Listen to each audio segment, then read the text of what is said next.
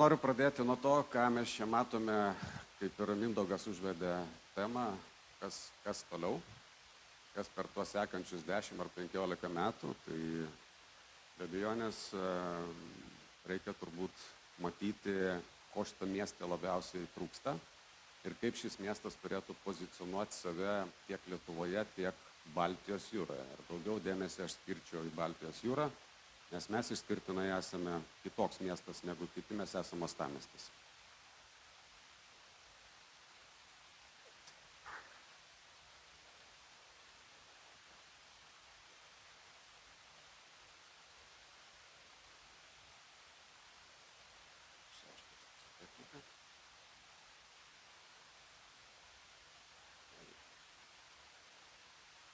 Neatlaikė technika.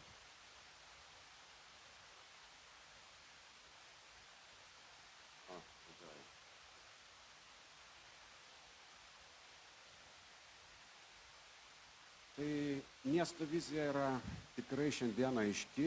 Jinai buvo aiški turbūt ir kuriant miestą prieš daugiau nei 770 metų. Šį miestą kūrėjai pradėjo kurti ant Marių kranto ir sankirtoje su Dangės upe.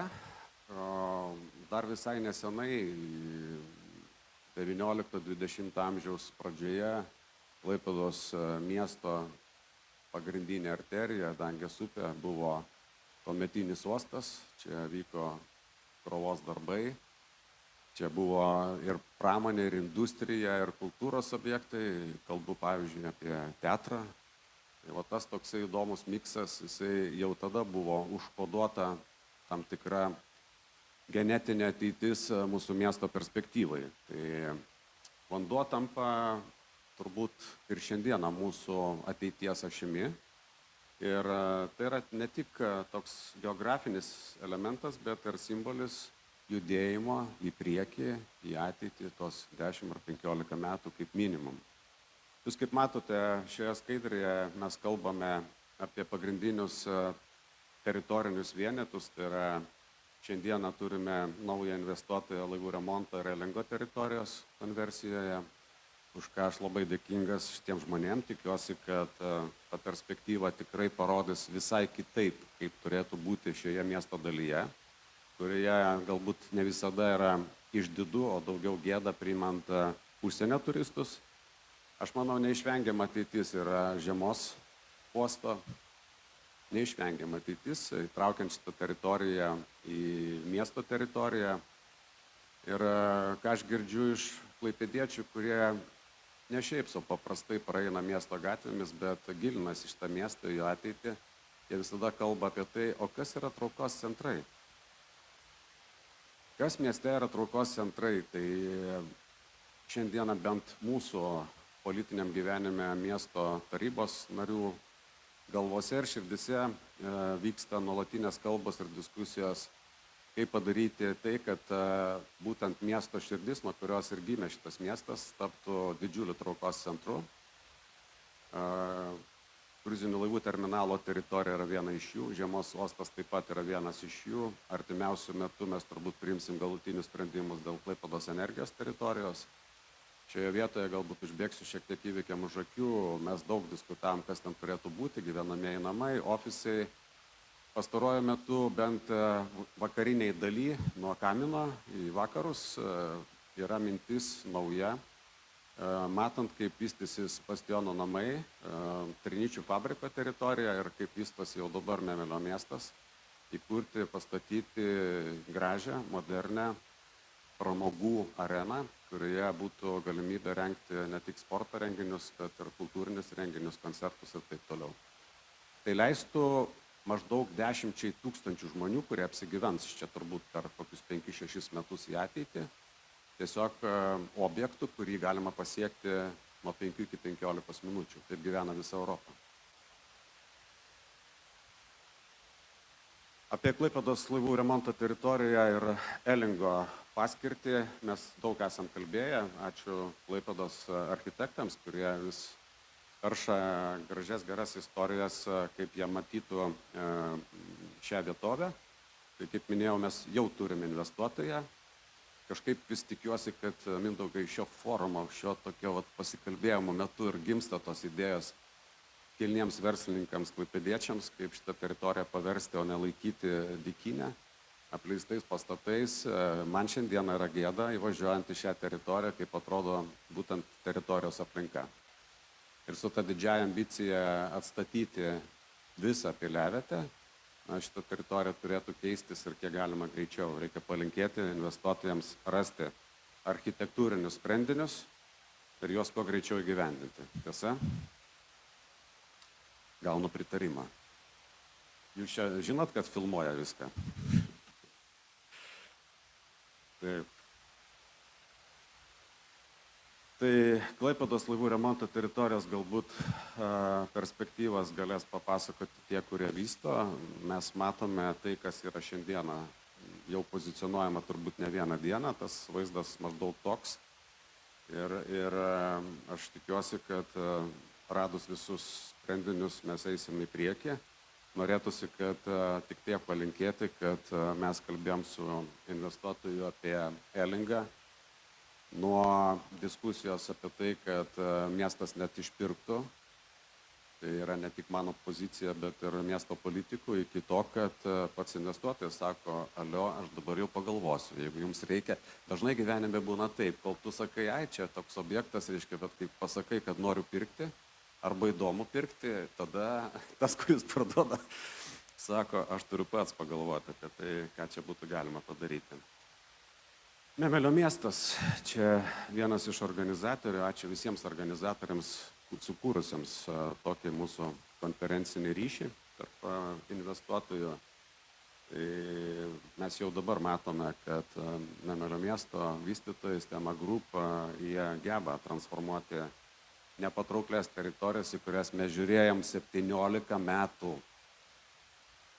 Jeigu Hamburge per 1,5 metų atiduota teritorija, kurioje buvo panašiai kaip pas mus centrinis terminalas, tam buvo, reiškia, sunkvežimio iškrovos terminalas, per 1,5 metų Hamburge prieš Fischmarkt, jeigu žinot, kurioje vietoje randasi, reiškia, šitas visas naujas rajonas, iškilo pastatai. Tai mes gyvenam truputį netokiu ritmu, kaip gyvena senoji Europa ir yra iš ko mokytis. Tai Stema Group turbūt čia kaip dalyvis galės papasakoti daugiau, kaip jiems sekasi ir kaip jie planuoja kuo greičiau per sekančius 5 metus užbaigti visas statybas, nematau atstovo kažkur tai yra. Taip, Memelio miestas, tokį vaizdą mes turėtume matyti po tam tikro laiko tarpo. Čia vienas yra iš atsakymų Mindaugui, apie ką mes svajojam per tą 10-metį.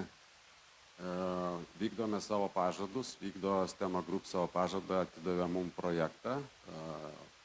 Tiesiog čia ne replika, bet toksai pastebėjimas, aš kalbu dabar dažnai, būnu Vilniuje ir kalbu su, pavyzdžiui, kultūros paveldo departamentu, žinot, atgimimo aikštės istoriją. Ir man yra smagu, kad jie jau pradeda po 35 metų suprasti, kad visas tas rankinis stabdis užtrauktas Lietuvoje veikia labai negatyviai, sustabdo labai daugą. Aš nekalbu jokių būdų apie istorijos naikinimą, apie kultūros paveldo objektus, kuriuos reikėtų išsaugoti ir kiek įmanoma parodyti, bet visą tai vedu prie to, kad užtruko su architektais ir verslas ir ne vienoj vietoje. Mes dabar po 1,5 metų turbūt gausim pažadėtą projektą iš asociacijos, kur aš labai dėkingas Mindaugui Marcinkevičiui, po 1,5 metų gausim tik projektą. Bet gausim. Tai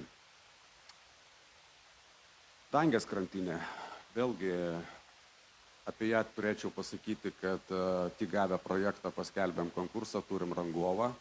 Ir kas nori pamatyti darbus, tikrai visi mato, kurie eina per senąją Smiltynės perkėlos perkėlą, per šiaurinį ragą, mato vykstančius darbus. Aš manau, kad rangovas, kuris žada padaryti darbus greičiau, pusmečių, tai yra iki kitų metų pabaigos, šita krantinė bus neatpažįstamai graži ir jinai įsilies į bendrą ansamblį su Memelio miestu.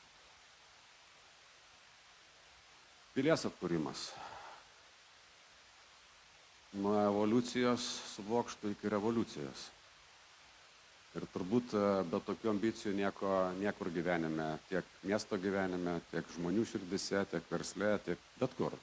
Nieko nevyksta, jeigu nėra tokių didelių ambicijų.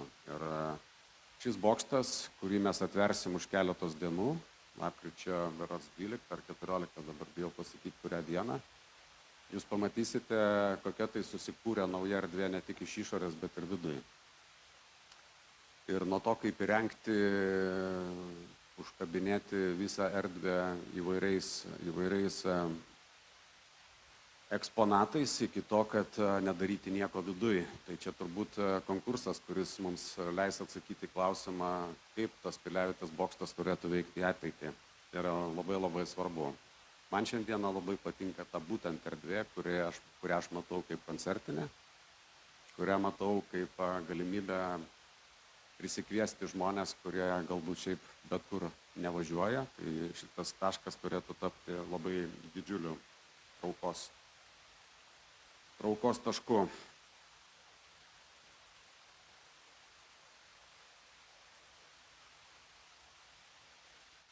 Technika nelaiko.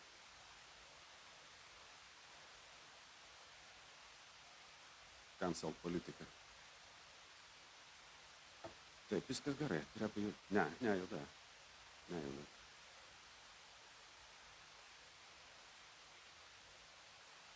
Juda. Tai vienas iš epizodų, tai apie juos daugiau galbūt nepasakosiu plačiau, bet apsilankę žmonės turbūt visada yra geriau vieną kartą pamatyti, nei išgirsti eilę kartų. Taip, patvirtintas yra naujo verslo centro projektas. Senoji Smiltynės perkėlos pastato dalis mūsų mieste tikrai netenkino daugelio klaipėdiečių. Apie šį projektą, kaip jį reikėjo išvystyti, mes girdėjom dar prieš 20-25 netgi metus. Pamenu, pradėjus dirbti ministerijoje 2002 metais, jau tada buvo kalbama apie investavimą, pastatymą, čia galbūt netgi uosto direkcijos pastatų, senieji uostininkai, senieji jaunieji uostininkai tą labai gerai atsimena, bet šiandieną vėlgi turim vieną nuostabų investuotoją, kuris myli Klaipėdą, tikrai ne žodžiais, o darbais.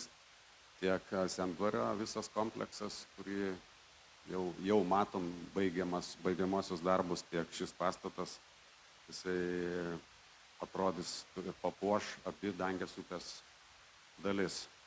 Gera pamoka iš Vilniaus, ne viskas tam Vilniuje yra blogai. Kai vienas su kitų krantų sakė, aš tave myliu, aš tave irgi. Tai nieko naujo ir bet kuriam kitam uostamiestyje, kurie turi būtent ir vidury miesto upę. Tai vėlgi projektas, kuris jau praktiškai yra baigtas, dabar kalbu apie Salamander pastatą, šis objektas yra tvarkomas viduje. Nebejoju, kad taps irgi traukos centru, turint omeny, kas bus šio viešbučio konferencijų salėse, restoranuose, tai net nebejoju, kad vystytojai ir būtent vystytojas, kuris seka tėvo pėdomis, amžinatilsį Vytauto Pauliaus, tai yra Robertas Paulius, davęs žodį sutvarkyti, jis šį darbą padarė. Žavu, tikrai žavu.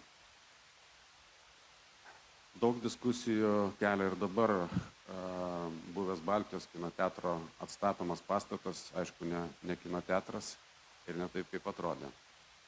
Atrodė kiek? 30 metų po to, kai sudegė ten po mūgių visokių ir visokių kitokių dalykų. Ar jis kėlė diskusijas savivaldybėje? Taip, patikėkit, taip. Bet kas keliaujate toliau už Klaipėdos, Priekulės, Vėviržėnų, matote, nežinau, Amsterdamą, Hamburgą ir kitus miestus, Kopenhagą. Jūs turbūt matote, kaip gražiai susilieja tai, kas yra iš praeities ir tai, kas yra nauja. Ir būtent mane labiausiai sužavėjęs pastatų kompleksas yra Londone, kur, žinote, pravardę pastatas vienas yra vadinamas Tarka, kitas yra Kiaušinis. Ten jų apsupty stovi 14 amžiaus bažnyčia. Tai didžiulis žavesys, kaip reikia mylėti savo praeitį ir kaip kurti ateitį. Galbūt įdomioji dalis pasakysiu, aš tikrai verslininkų nekartą klausiau, kurie ėmėsi šito darbo. Šį pažadą aš buvau gavęs, iš tikrųjų ne iš jų, bet iš kitų buvau gavęs, kad šis pastatas, jeigu miestas tvarkys gatves, tvarkys aplinką senamiestyje, ką mes savo pažadą tikrai vykdom ir turbūt su kaupu, čia galima pasigirti, jie vykdo taip pat savo pažadus. Ir būtent tos sienos, kurios jūs matote su apželdintais augalais, tikiuosi, kad tie augalai nenuvys per metus ar du, nes Klaipėdoje mes daug ką pasodinam, paskui viskas nudžiūva. Reiškia, tai galbūt nebus paslaptis, 1 kvadratinio metro kaina išauga nuo kelių eurų iki 700 eurų maždaug plus minus. Tai tas žalias atspalvis, jisai turi savo kainą. Galbūt iššūkis buvo tie balkonai, kurie nėra charakteringi Klaipėdos miestui, bet po didžiulių ginčių radom vėlgi sprendimą. Tai yra tokia graži ažūrinė konstrukcija iš spalvoto metalo, kuris turėtų su laiku truputį senstant papuošti ir įsilieti bendrą ansamblį senamiesčio. Taip, viešbutis su spa. Klaipėdoje mes su spa nelabai. Kitokios raidės čia vis egzistuoja, bet su spa ne taip paprasta, reiškia, ir iš Varlyno galbūt tikrai bus spa ir bus viešbutis. Girdim dabar daug pastabų, atsirado visokių klausimų čia iš statybos inspekcijos. Nuoširdžiai prašau netrukdyti, o padėti. Visada galima padėti. Tai verslas laukia, priminsiu, praeitą konferenciją sakiau, 7 metus laukia statybos leidimo. O pasirodo, buvo galima jį suteikti per mėnesį. Va tai nuo praeitų metų žmonės gavę tas leidimus, jie pradėjo, startavo ir eina į priekį. Reikia jiems tikrai ko nuoširdžiausiai palinkėti sėkmės ir mes esam kartu. Jeigu jūs esate šitoj salėje, patikėkit, mes esam kartu. Taip, su savo bičiuliu, tarybos nariu Vidmantu Dambrausku vaikščiam apie šį pastatą praeitais metais. Tai yra Telekomo pastatas, visi žino klaipėdiečiai, kuris randasi prie Danės skvero. Ir kūrėme idėjas, matant konversiją Klaipėdos energijos. Idėja nuo Telekomo pastatą, kuris priklauso privačiam investuotojui nugriauti, pertvarkyti arba perstatyti. Turbūt savininkas išgirdo, aš taip įtariu. Ir jis čia prieš kelias savaitės atbėgo su nauju žavingu projektu, kuris man tikrai patinka. Mes kartu keisim detalųjį planą ir nebejoju, kad šita vieta taip pat labai artimo laikotarpiu taps visiškai kitokia. Galim pasižiūrėti vizualizaciją. Kaip matote, vaizdas nuo Meridiano pusės, bet palaipsniui perėsim į kitą Dangės upės krantą. Ir tai liejasi į mūsų bendrą strategiją, palei Dangės abi pusės, kurti miestą, kuriame yra gera gyventi žmonėms. Nesupykit, kas turit pramonę, ne pramoniai, bet žmonėms. Taip yra visam pasaulyje, civilizuotam pasaulyje. Tai va šis kompleksas į priekį, jūs dabar matote gyvenamosios paskirties patalpas, iš kitos dalies, kita dalis, kuri yra dabar egzistuoja, tai liktų verslo centras. Atsirastų parkingas, kuris daugiaaukštis parkingas, nukrautų automobilių dalį iš miesto gatvių, kur automobiliai ne vienam mieste nepuošia miesto, nebent tai stovėtų tų žinomų firmų, reiškia automobiliai. Tai bet kuriuo atveju miestas visą laiką yra žavus, kai yra mažiau tos transporto vienetų. Dabar kalbame turbūt apie tiltą, apie kurį buvo daug kalbėta. Man dar dirbant uosto direkcijos vadovu, aš gavau klausimą, kad reikia pastatyti tiltą iš miesto savivaldybės vieno valdininko, net vadovaujančios pareigos esančio žmogaus. Statome, sako Vaitkau, reiškia, statom didžiulį tiltą. Sakau, kodėl didžiulį? Jis sako, kad jachtos praplauktų iš marių į Dangės gilumą. Tai aš sakau, ką jūs norit pasiekti, kam tiltas reikalingas? Sako, tam, kad transporto srautai būtų suvaldyti. Tai tada klausiu, sakau, kaip ta jachta praplauks pro Biržos tiltą ir pro Pilies tiltą. Sakė, geras klausimas. Jis toj vietoj ir baigėsi. Toje vietoje ir baigėsi ir žinome, Bangų gatvėje yra 2 eismo juostos, Danės gatvėje yra taip pat 2 eismo juostos. Tai kam reikalingas buvo tilto projektas su 4 eismo juostos? Kad reikia 2 eismo juostų, klausimų nekyla, nes tai pagelbėtų susisieti krantams, ypač turint omeny, kad vienoje pusėje jau prasidėjo statybos Bastionų kvartalo ir kitoj pusėje, kaip sakiau, jeigu energijos teritorijoje mes matome didžiulį pramogų centrą, gražią salę, vaizdingą salę, galbūt tai bus kažkas panašaus į Sidnėjaus koncertinę salę arba kitas, tai čia jau architektų išmonės dalykas, tai šitie krantai be abejo tiltų Klaipėdoje arba mieste, kuris turi per vidurio upę, niekada nebuvo ir nebus per daug. Klausimas, kokie jie turi būti.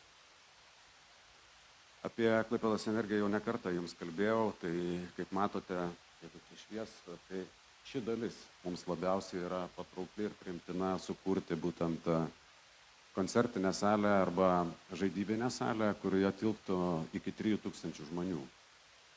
Tai mes aplinkui netgi turime tokias sales, kurios talpina 2-2,5 tūkstančio. Klaipėdoje mes turime tik tai Švyturio areną, kuri nėra pritaikyta taip, kaip turėtų būti pritaikyta, pavyzdžiui, koncertams.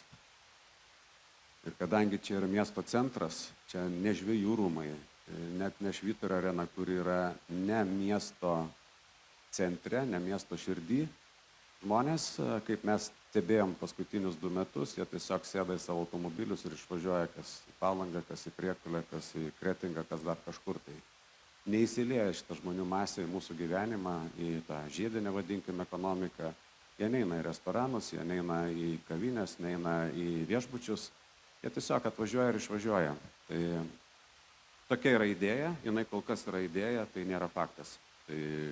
Bet ties jie mes dirbame intensyviai, tikiuosi, kad per sekančią konferenciją kažką jau galėsim pasakyti konkretaus.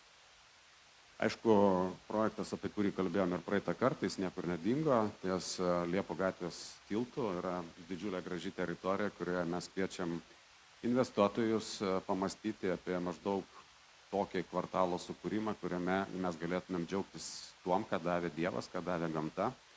Yra Dangės upės privalumais, išeinant į Kuršių marių akvatoriją, į Baltijos jūrą ir į galbūt Kuršių nerijos pusę, į Nidą ir taip toliau. Apie plėtrą galbūt keletą žodžių taip pat norėčiau pasakyti. Tai pasikartosiu, galbūt dabar skaičiai vis daugiau ryškesni tampa. Miesto nei vienam didmiestyje jūs nerasite projektų apimties visumos, kurioje būtų 200 000 naujo gyvenamojo ploto, 200 000 kvadratų. Tai yra didžiulė invazija ir pasikartosiu, miestas yra gyvas tada, kada yra žmonių.